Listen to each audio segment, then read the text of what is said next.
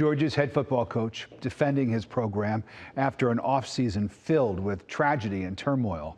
Kirby Smart fielded our questions today as the team kicked off spring practice. It's his first public appearance since a car crash killed 2 team members in January and arrests involving multiple players. Atlanta News First reporter Patrick Quinn is in Athens.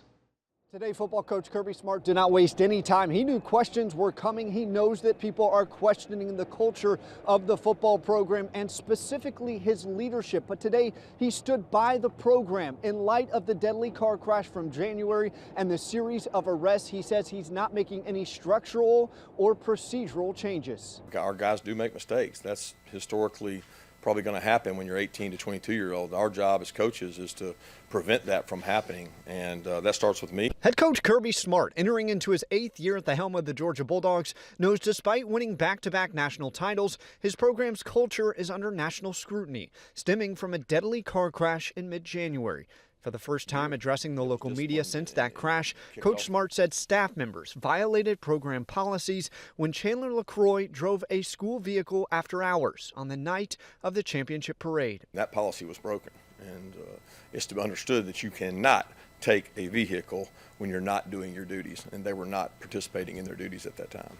LaCroix and football player Devin Willock died after police say they were street racing with another football player.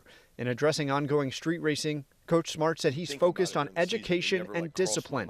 Senior running back Kendall Milton said they're getting the message. Like everybody around the facility, not even just football players, just everybody, like you have to be more conscious on the decisions you make behind the wheel. Coach Smart told me he has no way of knowing when his players are caught speeding, but he said he will discipline linebacker Jamon Dumas-Johnson after he was charged with street racing in January. Jalen Carter and Stetson Bennett were also arrested in January, but they're headed to the NFL. Smart said they're out of his control. But for current and future dogs, Smart's message, live up to their championship standard. I think it's important that if you're going to play at the University of Georgia, you represent the University of Georgia the right way. And for many football players, this is the start of spring ball today, but they're doing that without one of their brothers. Devin Willock was set to be a junior. He died in that car crash in January. Today, players said that they are texting with Willock's family weekly to check in.